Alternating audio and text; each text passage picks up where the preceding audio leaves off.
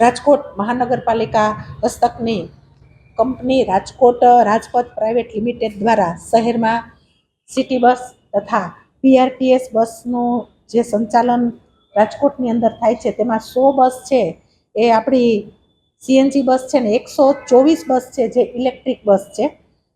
એ સિવાય રાજકોટ મહાનગરપાલિકાની અંદર સિટી બસ સેવા ચલાવવાના મુખ્ય હેતુ નહીં નફો નહીં નુકસાન ધોરણે ચાલે છે.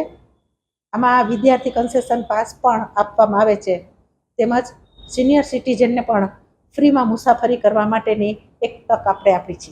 સિટી બસ સેવાની આમ આવક જોઈએ તો સિનિયર સિટીઝનને આપણે ફ્રીમાં મુસાફરી કરવાની એક સેવા આપેલી છે અને વિદ્યાર્થીઓને જ્યારે કન્સેશન પાસ આપેલા હોય એટલે એમાં પણ આપણને નફો થતો નથી.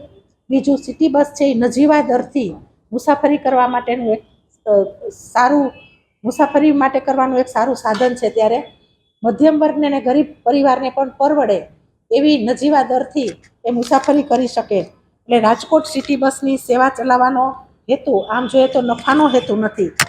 રાજકોટ મહાનગરપાલિકાની નાણાકીય 2024 અને 25ની જો વાત હું કરું તો 28.36 કરોડની બસમાં ખોટ છે. અત્યારે આ ખોટ છે એ સરકારના એક માર્ગદર્શન હેઠળ આ બધું ચાલતું હોય છે. ત્યારે આ ખોટનો હિસાબ અંતે પછી કંપની તો ભોગવે નહીં, પણ સરકારની અંદર કે એડજસ્ટમેન્ટ કરી અને આ ગોઠવવામાં આવતું હોય છે.